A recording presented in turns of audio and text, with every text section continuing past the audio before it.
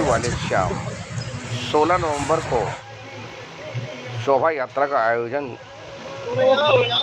ब्रह्मपुरी से होने जा रहा है। वहीं 21 नवंबर को खाटू श्याम का भव्य जागरण, जिसमें भजन गायक कन्हैया मित्तल, संजय मित्तल के मुखारबंद से किया जाएगा। ऐसी जानकारी अनूप सिंह वाटिका में बताया कि आपकी हम के महंत मैंने सुरेंद्र 29 तारीख को पेटी में चेक डाला था। मैंने 29 तारीख को पेटी में चेक डाला था दोपहर में 12:53 पे। ठीक है जी, चेक पे नाम लिखा हुआ था और उस पर अकाउंट पे लिखा हुआ था और चेक के पीछे मेरे मोबाइल नंबर डले हुए थे। मैं गलती से जल्दबाजी में अकाउंट नंबर डालना भूल गया। ठीक है जी, उसके बाद मैं पेटी में चेक डाल के चला गया। जब हम 3 तारीख को कैश निकालना है, मैं और मेरे फादर साहब, तब हमने देखा कि अकाउंट में पैसे ही नहीं है। तो हमने पूछा भाई ऐसे ऐसे चेक डला हुआ था। उन्होंने कहा ऐसा कोई चेक नहीं है। बहुत देर के बाद बैंक मैनेजर को बोलने के बाद वो चेक पता चला कि कैश हो गया है। अकाउंट का चेक कैश कैसे कर दिया इन्होंने, ये इनसे पूछा जाए। तो फिर इन्होंने जब भी मतलब इधर की उधर बात घुमाते रहे, हमारे को दबाते रहे। मैंने 112 पे कॉल करी, पुलिस आई, तब सीसीटीवी कैमरे देखा। तो मैंने जब 12:53 पे जब चेक डाला, उसके थोड़ी देर बाद ही बैंक का कर्मचारी अविनाश पेटी में से चेक निकाल के किसी को देता है और 2:53 पे एक व्यक्ति उसे कैश काउंटर से कैश करा के पैसे ले जाता है। और अकाउंट का चेक कैसे पास कर दिया इन्होंने, मेरे को समझ में नहीं आ रहा। 5 लाख रुपए का चेक था। आपने खुद की पुलिस क्या कह रही है? पुलिस तो उल्टा मेरे से ही सवाल जवाब कर रही है। मैं रोज थाने जा रहा हूँ कि सर कुछ हुआ, आगे के सीसीटीवी कैमरे देख लो, ये कर लो, वो कर लो। कुछ सीसीटीवी कैमरे जैसे ये स्कूल है, आगे एक बाजी मोमोज वाला है, उससे आगे एक दुकान और है। हमने कईयों के छोटे छोटे क्लिप देखी है उसी समय की। वो व्यक्ति वहां तक पैदल नजर आ रहा है शगुन स्वीट्स तक।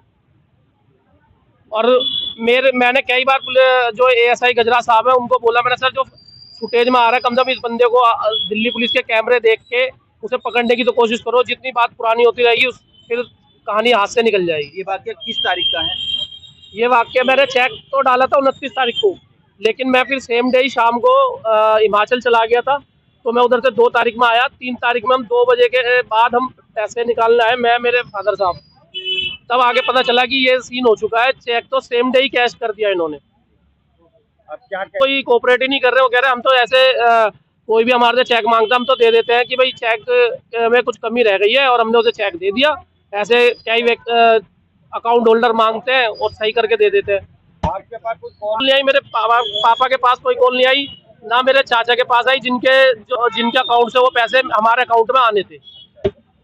और जबकि जो गाइडलाइन है आरबीआई की, जो सब बताते हैं कि 49,000 से ऊपर पैन कार्ड लगता है और एक आईडी प्रूफ लगता है।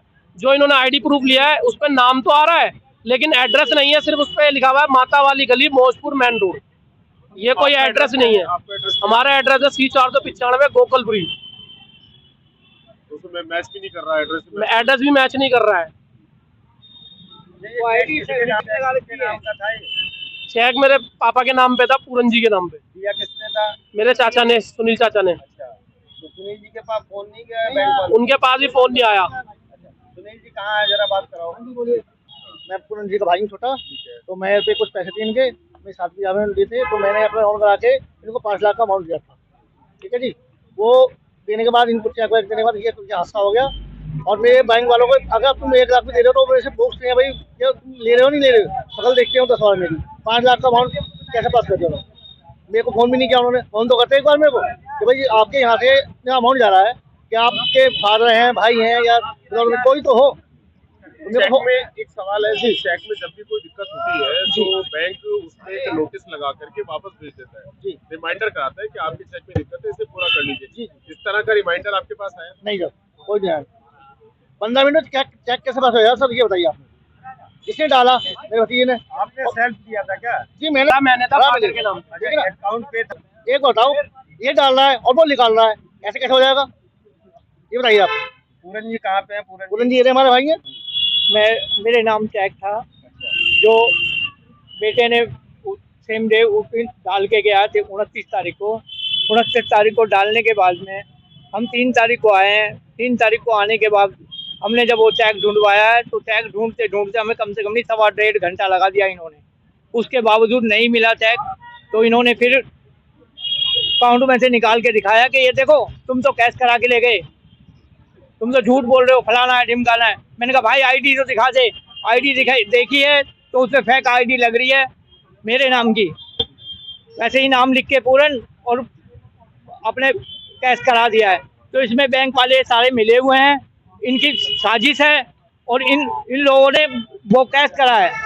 एक बात बताइए आप लोग कि अगर जब अकाउंट पे लिखा हुआ है कोने पे और वो चेक बीच में डाला है और वो थर्ड पार्टी को तुम निकाल के दे रहे हो, तो आप उससे पहले चेक करोगे या नहीं कि भाई हम दे रहे हैं चेक, तो हमारा दायित्व बनता है कि हम इस चेक को देख लें।